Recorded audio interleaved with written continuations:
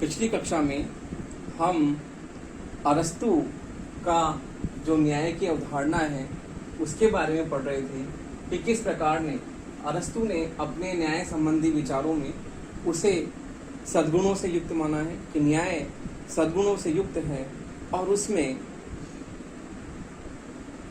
जो चारित्रिक विशेषताएं और जो नैतिकता है उससे युक्त क्या है, न्याय है। तो वह अपने न्याय संबंधी अवधारणा को दो भागों में बांटता है, पूर्ण न्याय और विशेष न्याय। पूर्ण न्याय व्यक्ति के नैतिक चारित्रिक गुण हैं जो उसके स्वभाव में नैसर्गिक रूप से पाए जाते हैं। दूसरा विशेष न्याय दूसरों की भलाई सौहार्दपूर्ण व्यवहार से सद्गुणों से संबंधित है।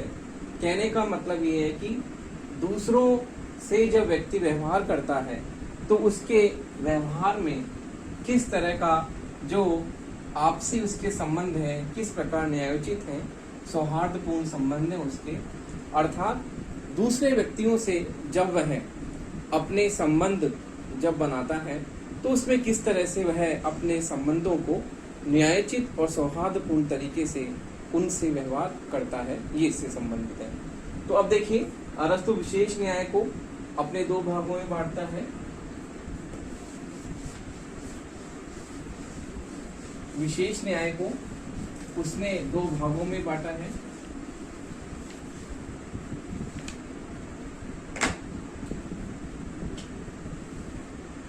जो उसका विशेष न्याय है उसको उसने दो भागों में बांटा है। पहला है वितरणात्मक न्याय और दूसरा है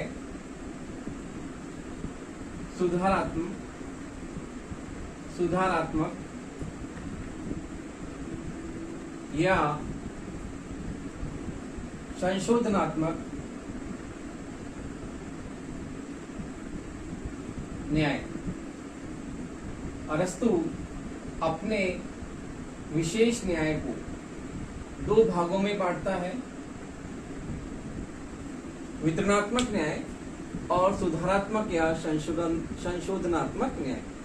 तो देखिए, वितरणात्मक न्याय का से उसका तात्पर्य है कि जो समाज में, राज्य में, जो राज्य लोगों को सम्मान, पद या किसी तरह का कोई लाभ, पुरस्कार जो राज्य लोगों को वितरित करता है उसका वितरण किस प्रकार से है।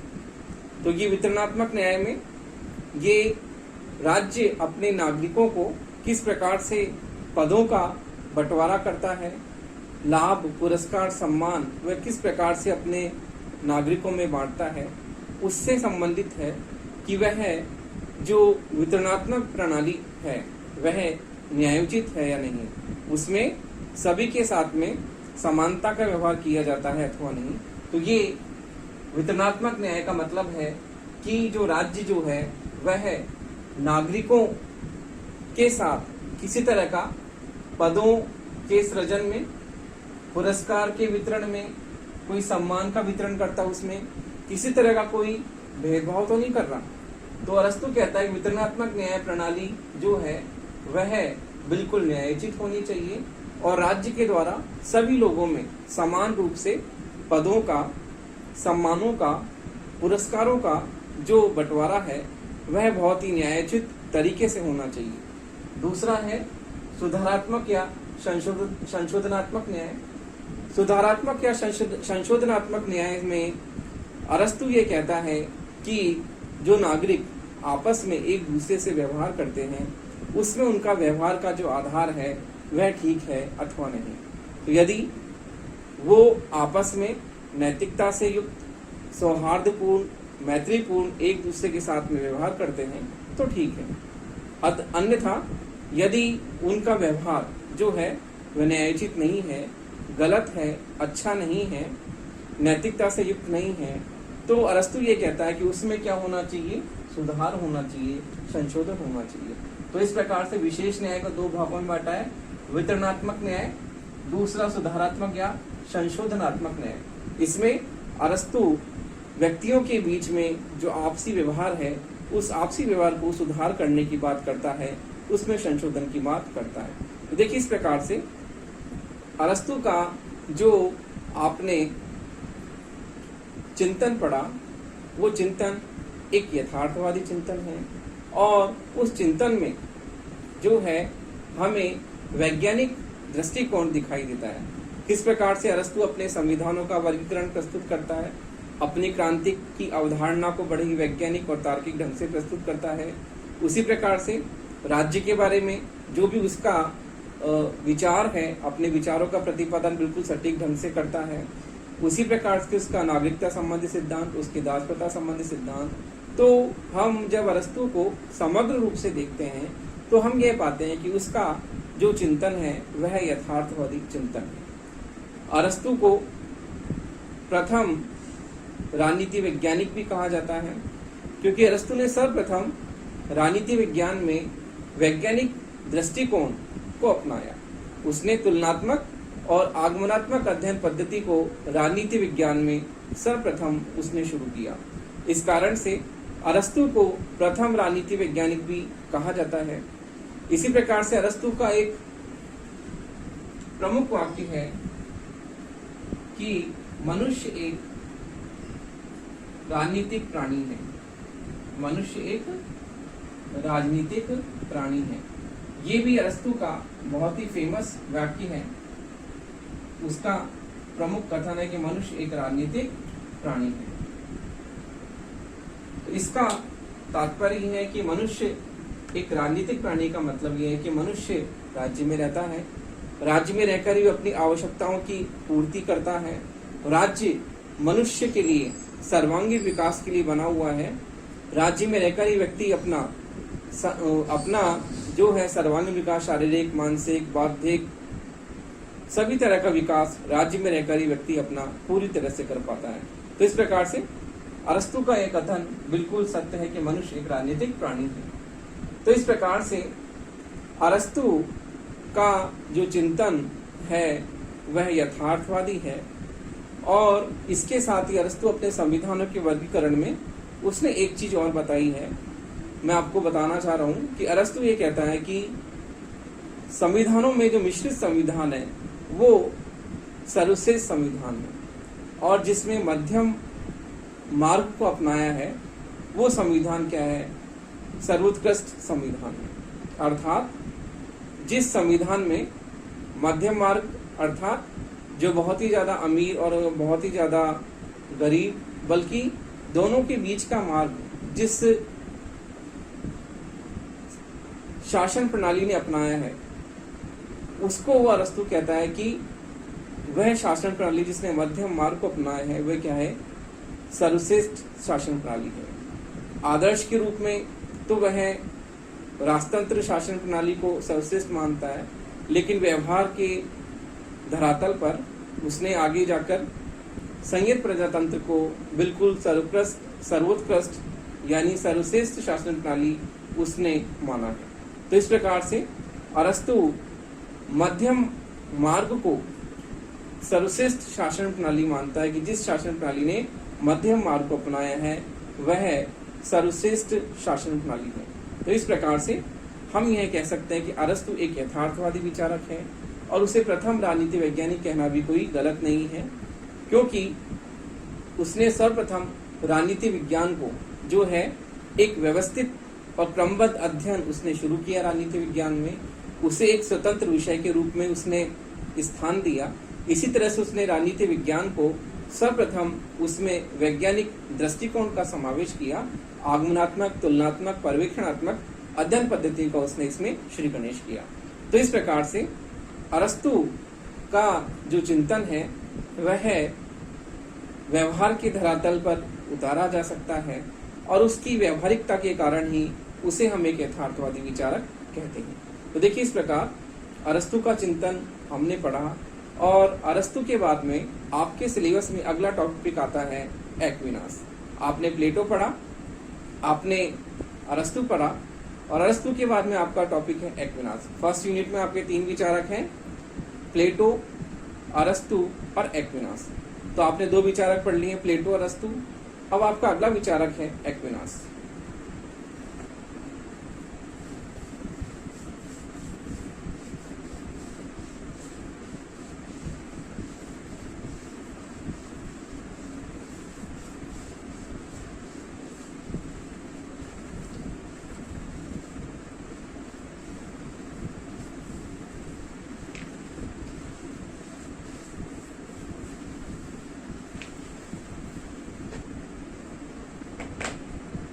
तो देखिए एक्विनास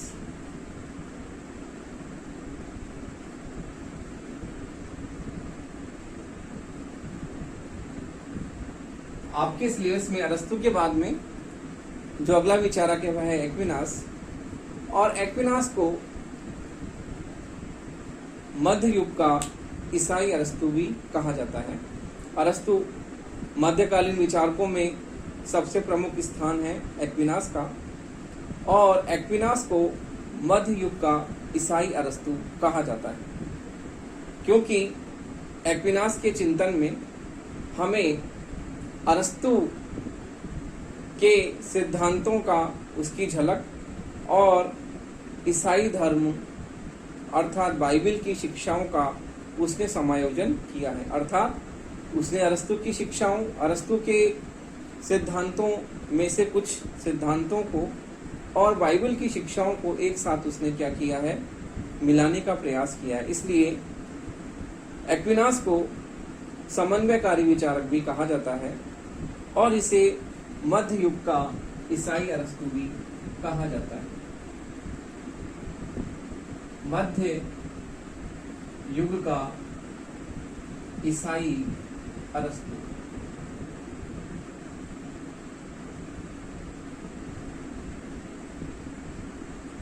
मध्य युग का ईसाई अरस्तु से कहा जाता है क्योंकि इसने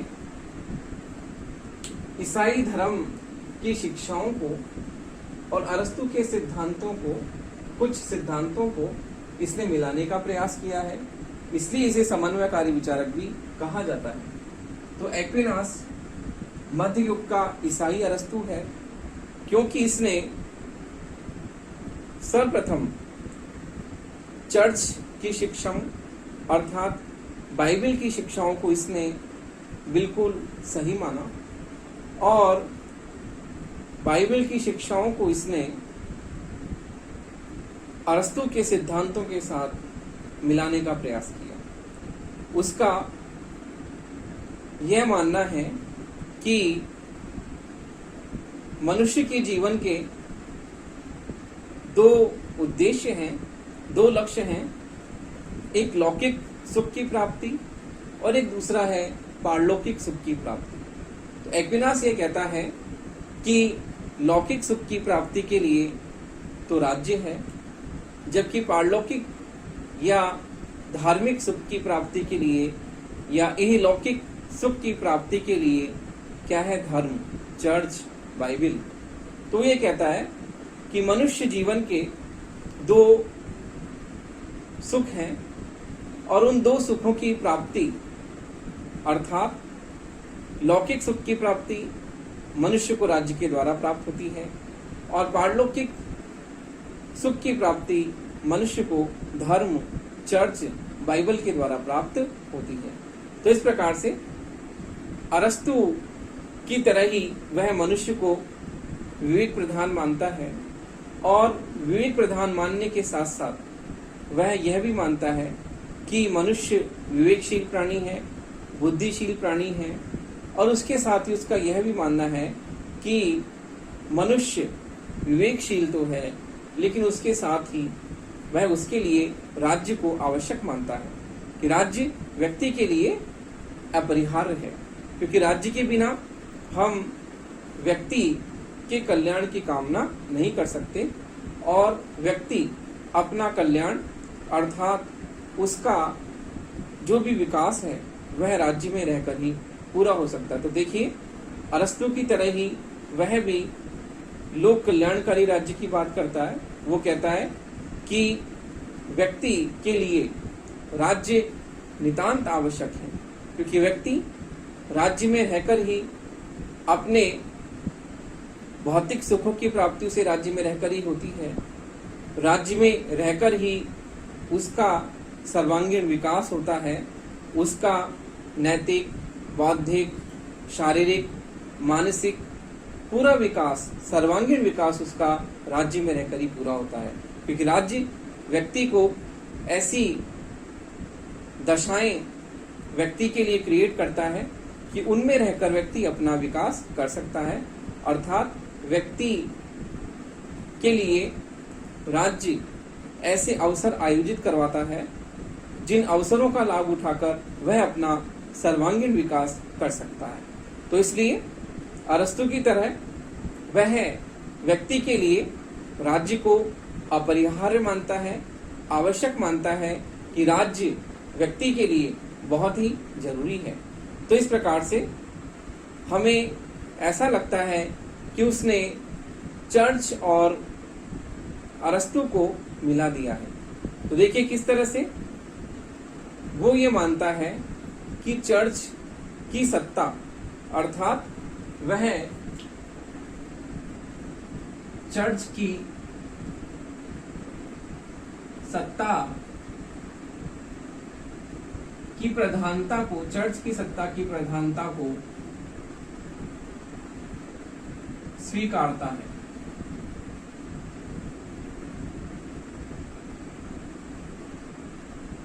और इसी तरह से राजा को ईश्वर का प्रतिनिधि मानता है। ये राजा क्या है? ईश्वर का प्रतिनिधि है।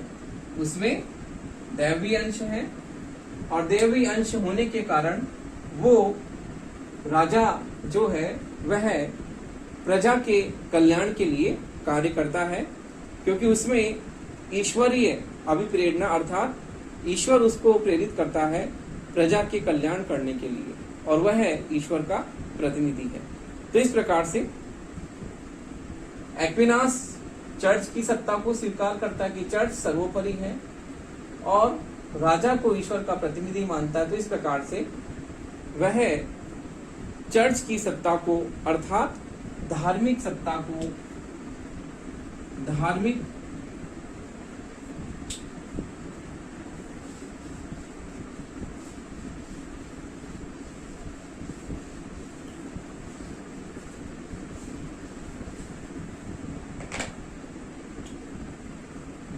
सत्ता को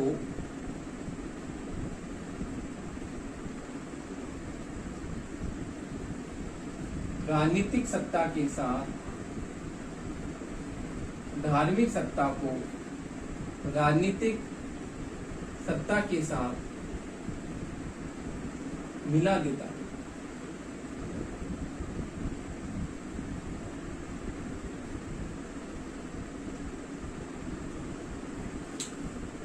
धार्मिक सत्ता को राजनीतिक सत्ता के साथ मिला देता है।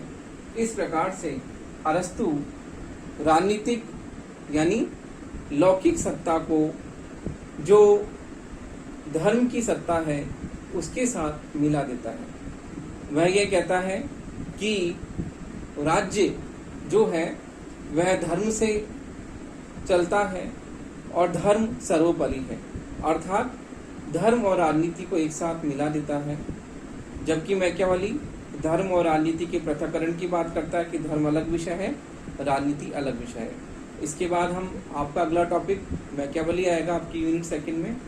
तो मैकियावेली जहाँ धर्म और राजनीति को बिल्कुल अलग अलग करने की बात करता है, वहीं जो एक्विनास है वो इन दोनों को मिलाने का प्रयास करता है और ये कहता है कि चर्च और राज्य दोनों एक साथ जुड़े हुए हैं। चर्च सर्वोपरि है और चर्च के आदेश से ही क्या होता है, राज्य की सत्ता चलती है। इस प्रकार से एक्विनास चर्च को सर्वोपरि मानता है और वह यह कहता है कि लौकिक सुख के लिए, व्यक्ति के लिए जिस प्रकार से राज्य आवश्यक है, उसी प्रकार से पारलौकिक सुख की प्राप्ति के लिए व्यक्ति के लिए जो चर्च है वह क्या है, अनिवार्य है। इस प्रकार से चर्च और राज्य दोनों को एक साथ मिलाने का वह प्रयास करता है और इस प्रकार वो अरस्तु की शिक्षाओं को चर्च की शिक्षाओं के साथ मिलाता है, इसलिए इसे समन्वयकारी विचारक भी कहते हैं। एक्विनास को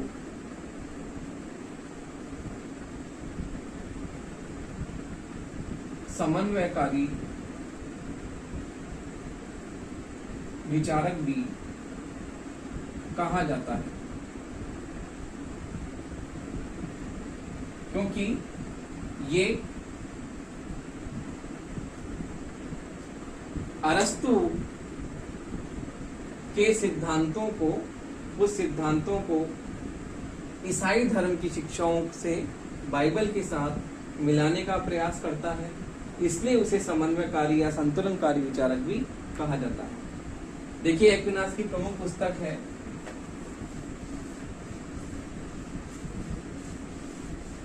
इसकी प्रमुख पुस्तक है सुम्मा थियोलॉजिका। इसकी प्रमुख पुस्तक है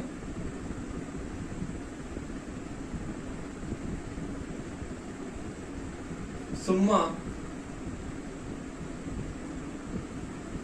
थियोलॉजिका।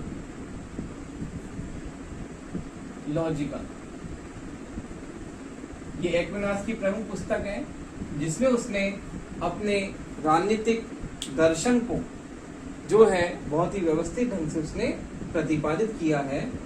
तो एक्विनास अपनी पुस्तक सुम्मा थियोलॉजिका में अपने राजनीतिक दर्शन को बड़े ही व्यवस्थित ढंग से प्रतिपादित करता है, जैसे कि उसके जो राज्य के बारे में उसके विचार हैं, उसके चर्च के बारे में, धार्मिक सत्ता के बारे में उसके जो विचार हैं, और इसी प्रकार से उसका सबसे प्रमुख जो उसका योगदान है वो है उसका कानूनों का वर्गीकरण।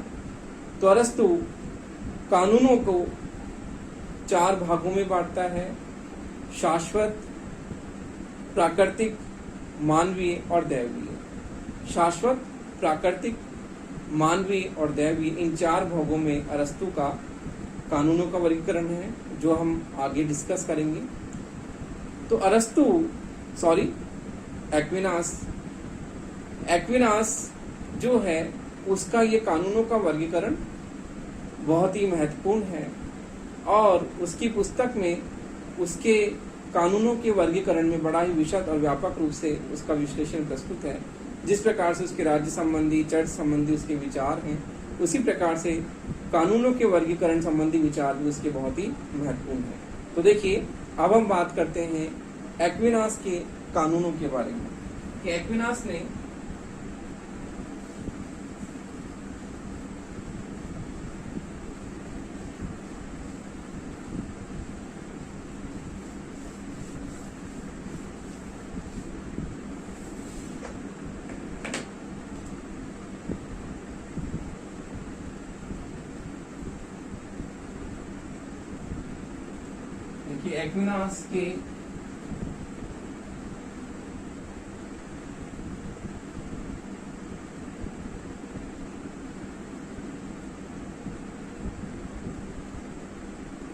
एक्विनास के कानूनों की व्याख्या का सिद्धांत।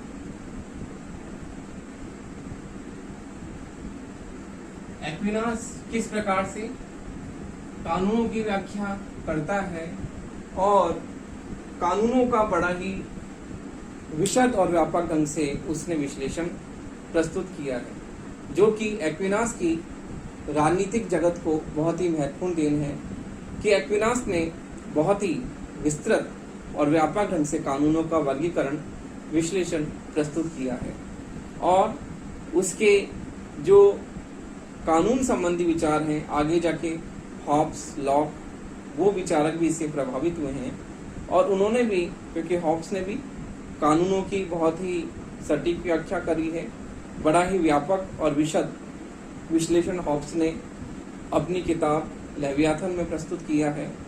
तो एक्विनास ने सुम्मा थियोलॉजिका में अपने कानूनों की व्याख्या का सिद्धांत प्रतिपादित किया, और एक्विनास कानूनों को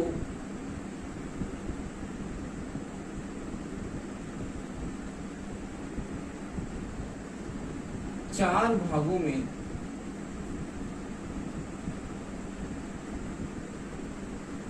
बांटता है। एक्विनास कानूनों को 4 भागों में बांटता है। कैसे? पहला है शाश्वत कानून,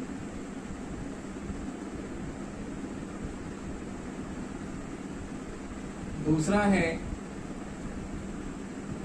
प्राकृतिक कानून,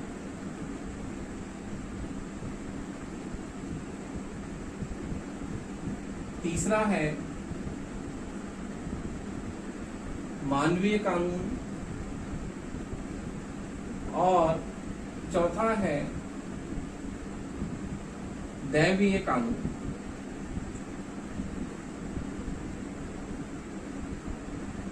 इस प्रकार एक्विनास कानूनों को 4 भागों में बांटता है: शाश्वत कानून, प्राकृतिक कानून, मानवीय कानून और दैवीय कानून।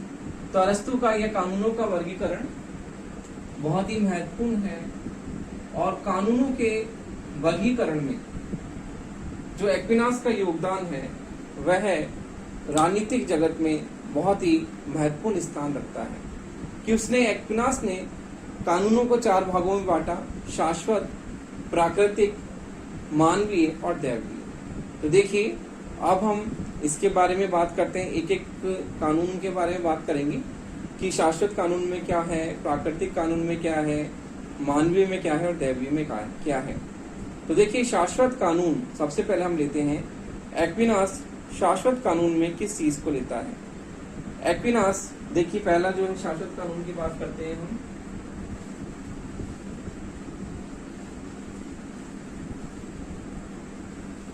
एक्विनास कहता है कि शाश्वत कानून जो ईश्वर द्वारा प्रदत्त है, ईश्वर द्वारा प्रदत्त है, अर्थात कहने का मतलब यह है कि ईश्वर ने प्रकृति को बनाया है और ब्रह्मांड का निर्माण ईश्वर ने किया है और सृष्टि का निर्माण ईश्वर करता है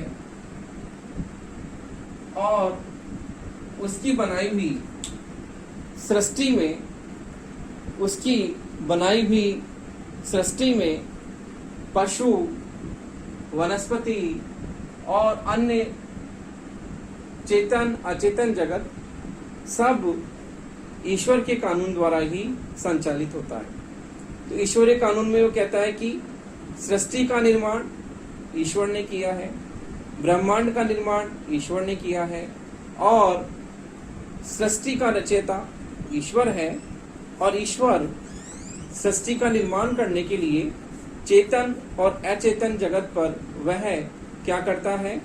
वह पूरी तरह से नियंत्रण रखता है।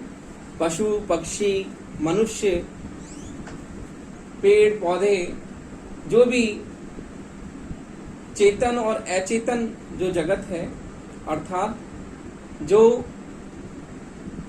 मनुष्य है, पेड़ पौधे हैं जिनमें चेतना है और जिनमें चेतना नहीं है, वो सभी ईश्वर के द्वारा क्या है? नियंत्रित है, नियमित है और संचालित है। तो ईश्वरीय कानून अर्थात जो ईश्वर द्वारा बनाया गया है, क्योंकि ईश्वर इस सृष्टि का रचयिता है, पूरे ब्रह्मांड का निर्माण करने वाला है और पूरा ब्रह्मांड का निर्माण उसके कानून के द्वारा, उसकी इच्छा के द्वारा होता है। तो इस प्रकार एक्विनास शाश्वत कानून में ईश्वरीय कानून की बात करता है कि जो परम शक्ति है, जो विश्व की को चलाने वाली, अर्थात विश्व को संचालित करने वाली शक्ति, विश्व को संचालित करने वाली जो शक्ति है वही शक्ति इन कानूनों का स्रोत है, क्योंकि ईश्वर ने इन कानूनों को बनाया है और ईश्वर सृष्टि को बनाने वाला है। इस कारण से वो यह कहता है कि ईश्वरीय कानून जो कि ईश्वर के द्वारा बनाए गए हैं, इन कानूनों को संपूर्ण जगत पर, वह कहता है कि संपूर्ण जगत पर ये कानून लागू होते हैं और सभी जो मनुष्य हैं, जो पेड़ पौधे हैं, जीव जंतु हैं, सभी इस कानून के दायरे में आते हैं, सभी इस कानून की परिधि में आते हैं। तो इस प्रकार ईश्वरीय जो कानून है, वह ईश्वरीय कानून में वह विश्व को संचालित करने की शक्ति मानता है। दूसरा जो कानून है वह है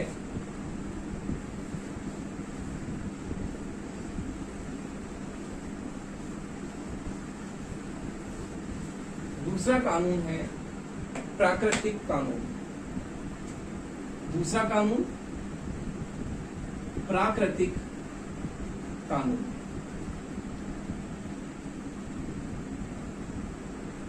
एक्विनास कहता है कि प्राकृतिक कानून में ईश्वरीय ज्ञान है जो कि प्रकृति व ब्रह्मांड पर निवास करता है और व्यक्ति को अच्छे और बुरे, भले और बुरे की समझ व्यक्ति को देता है। तो इस कानून में व्यक्ति को प्रकृति से भले और बुरे की अंतर करने की सीख मिलती है। तो एक्विनास इस कानून के आधार पर यह बताता है कि यह जो कानून है वह मनुष्य पूरी रूप से समझ नहीं पाता और अच्छे व बुरे का अंतर, अच्छे व बुरे का अंतर उसे प्रकृति से मिलता है। तो प्राकृतिक कानून में वो ये कहता है कि व्यक्ति को ईश्वरीय कानून से उसे प्रेरणा मिलती है और प्रकृति के द्वारा उसे अच्छे और बुरे में, अर्थात भले और बुरे में क्या सही है क्या गलत है, उसे इस प्रकार का जो भेद है वह प्रकृति से उसे सीखने को मिलता है।